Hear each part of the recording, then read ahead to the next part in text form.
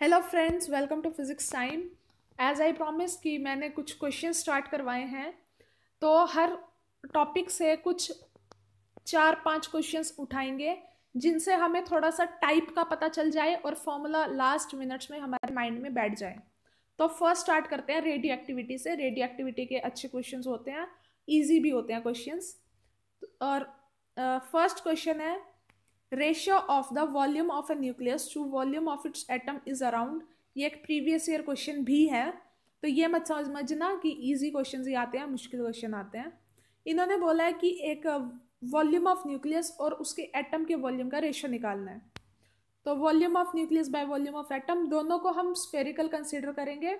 4/3 pi R N cube radius of nucleus और radius of atom.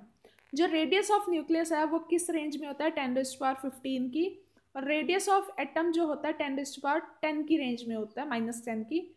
इनका cube है, तो हमारे पास क्या बच गया, 10⁻−15 इज द आंसर।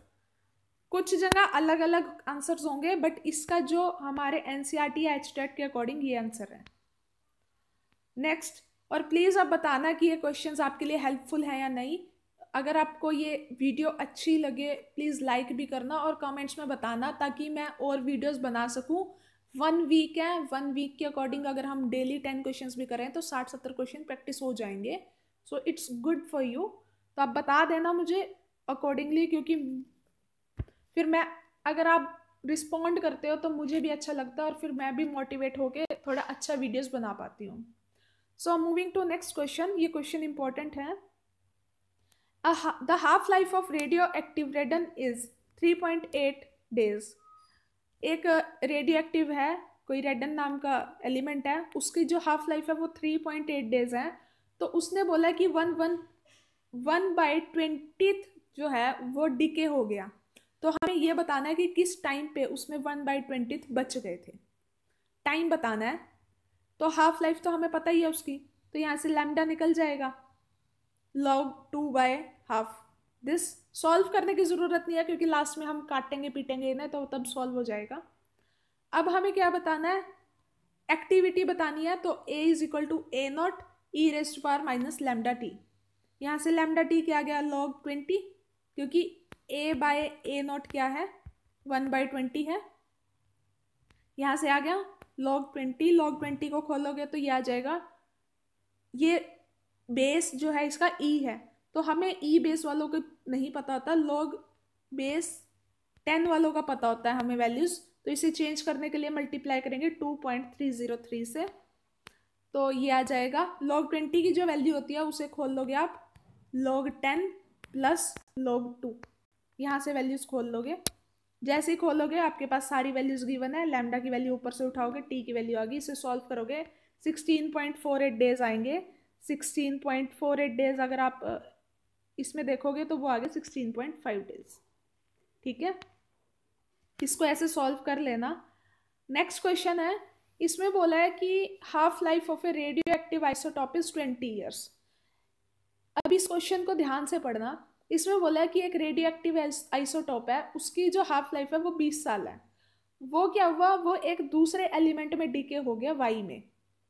दोनों और वो स्टेबल है, वाई अब डिके नहीं हो रहा, वो डिके हो चुका जितना होना था। अब वो एक्स और वाई एक स्टोन में मिले, हमें पत्थर में मिले, रॉक में मिले। अब उनका रेशियो क्या था स्टोन में, अगर x 1 था तो y 7 था। तो हमें ये बताना है कि उस रॉक की एज कितनी थी। अब क्वेश्चन देखने में इतना लंबा है और इसका सॉल्यूशन देखोगे ना आप, इतना छोटा है। अब क्या था उसमें, अगर आप देखो उस रॉक में अगर एक सैंपल x का था तो 7 सैंपल्स y के थे। तो कभी ना कभी ये 7 सैंपल्स x के रहे होंगे, तभी y में डिके हुए हैं। तो यानी इनिशियली हमारे पास x के 8 सैंपल थे, जिसमें से अब एक ही बच गया।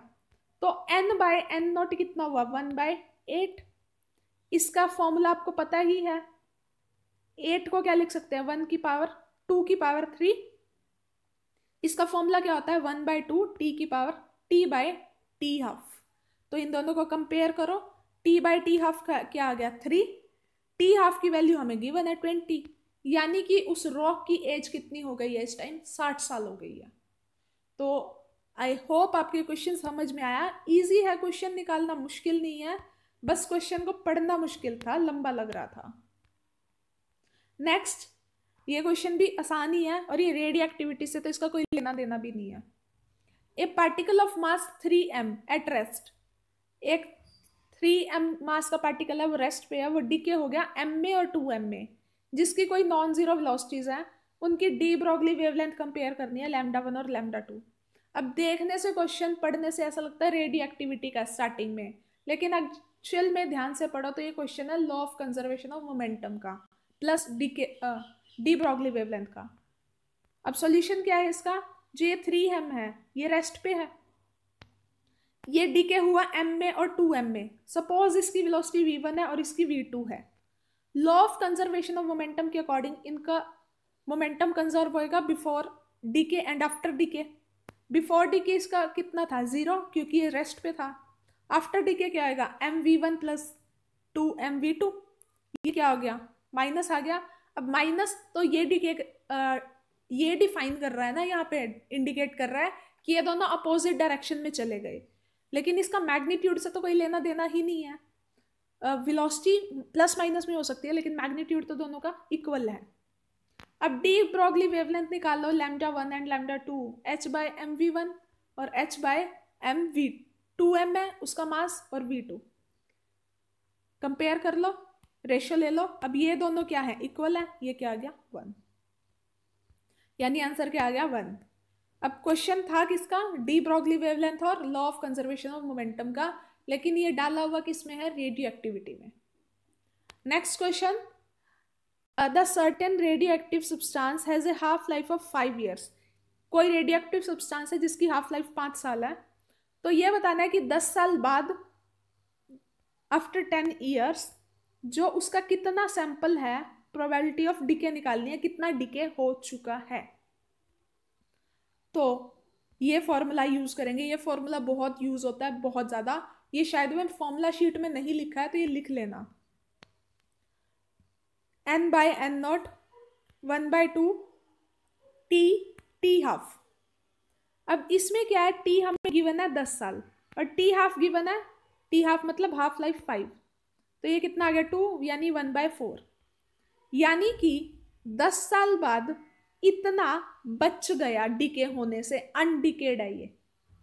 तो डिके कितना हो गया, टोटल में से डिके वाला माइनस कर दो, ये कितना बच गया 3n0/4।